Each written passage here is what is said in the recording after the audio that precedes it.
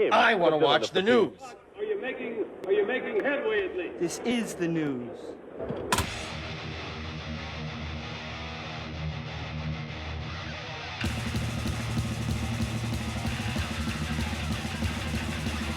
Schmack-a-mug-gov, it's time for the only news that matters. And this is part 3 of Yngwie Malmsteen's Tales. I already did 2 episodes on him talking about different artists, and this is the last one for now, unless he talks about other artists in the future. And this one features Gene Simmons and Eddie Van Halen. Alright, the Gene Simmons one, he said, I remember one time I came to Stockholm and I was staying in some hotel, the same hotel as Kiss. Gene was sitting in the bar, even though he wasn't drinking. He goes, what are you doing? I said, I just came back from Prague. I was recording with that symphony orchestra. And he goes, yeah, you can do that. Like, you can do that, but we can't because we're just doing it for the money kind of thing. He didn't say it like that, but he's very, very clever. He's a very clever guy, and I enjoyed talking to him a lot. And actually, I remember back in 1982, before I went to America, someone must have played Kiss, my cassette. They called me after Ace Frehley left the band, and the guy on the phone was like, you're hot, you're hot. And I'm like, what? Hot? Then he said, we heard you. We want to get you in. But we need to know one thing. Are you 6 foot tall? No, I'm 6'3", but I didn't know how to say that in feet because, you know, I was from the metric system, so I was 92 centimeters. They never called back. It was very bizarre. That would have been interesting if they would have got Yngwie Malmsteen. You know it would have. You know, he would have been out of that band faster than Vinnie Vincent.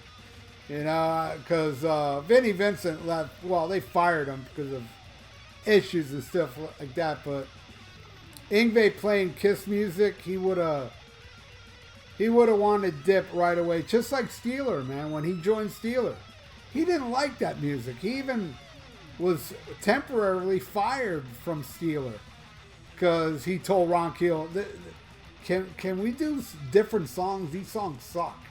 And Ron Keel's like, "Oh, fuck this guy," and they fired him. But he was still living in the place because, you know, he flew from where he's from, so they were looking for other guitar players while he was still living there. And then he said, fuck it, man. All right, I'll do it. So, you know, Steeler, Kiss, they're both too simplistic for Yngwie.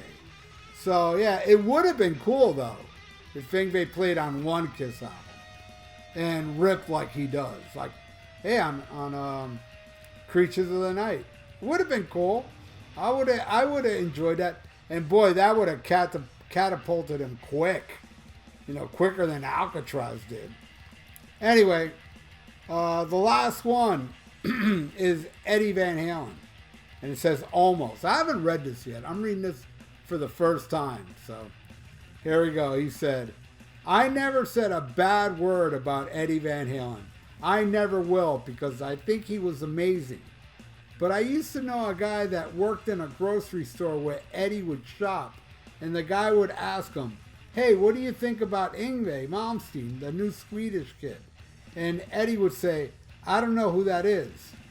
Meanwhile, David Lee Roth told me that Eddie would have his ghetto blaster playing my shit all day long.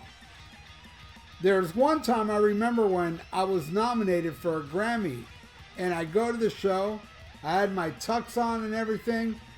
I was being nominated for my Rising Force album, and I see Eddie Van Halen, and I'm waving at him, trying to get his attention. And he sees me and he runs away. He literally runs away. I have an even more incredible story. I was doing a concert in Holland, and Van Halen was headlining. And I'm like, great, I finally get to meet Eddie and give him my concerto. Because I'm very proud of my concerto, you know? But I find out they canceled the show. They said Alex Van Halen had broken his little finger or something. Then I hear that the promoter got a call from Eddie himself, who said, just let me know if Yngwie Malmsteen is playing. I'm not playing. I will never fucking play the same stage as Yngwie Malmsteen. And I'm like, what? And he obviously felt threatened, which is crazy to me. You're fucking Eddie Van Halen. Nobody can threaten you. And boy, Yngwie Malmsteen's 100% correct there. Eddie's the greatest. In my opinion, no guitar player, no Yngwie, no, you name it. Nobody can touch Eddie Van Halen in my world.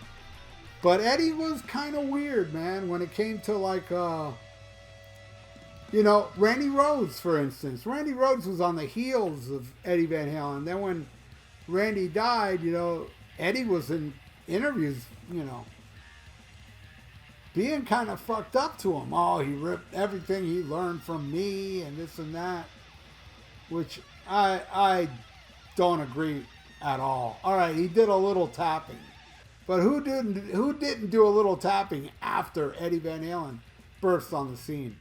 They are definitely different guitar players, Randy Rhoads and Yngwie Malmsteen. All three are very different, you know. But I don't know. I wouldn't go as far to say that Eddie Van Halen was threatened by Yngwie. That's the way Yngwie sees it. I see it more like, I don't want to play the stage with this dude that's getting a lot of limelight with the guitar playing. I'm the guitar god, and you know, which is weird, but it sounds believable to me. It sounds like Eddie Van Halen probably would have been like that. But, you know, they canceled the show because Alex broke his little finger, and they're making it look like, no, it's not Alex's little finger. Eddie didn't want to play the same stage as Yngwie. And I don't know, man. It sounds believable to me. Just the threatening part doesn't, you know. But, yeah, I guess Eddie didn't want nothing to do with Yngwie Malmsteen, which is a shame because, boy, I would have loved to see Eddie Van Halen, Yngwie Malmsteen, and Randy Rhoads all on stage together just tearing it up. It would have been amazing. But there you go. That is the finale of Yngwie Malmsteen's tales of meeting all these people. And I hope you enjoyed it. I enjoyed it. I'm kind of shocked by the Eddie thing, actually, you know.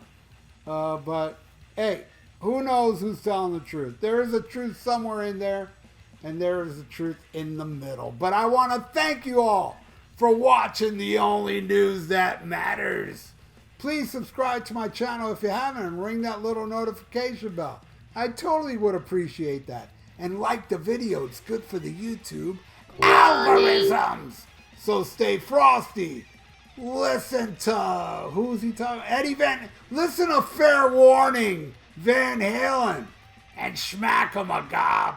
Farewell and adieu to you fair Spanish ladies. Farewell and adieu, you ladies of Spain. For we've received orders for to sail back to Boston. And so never more shall we see you again.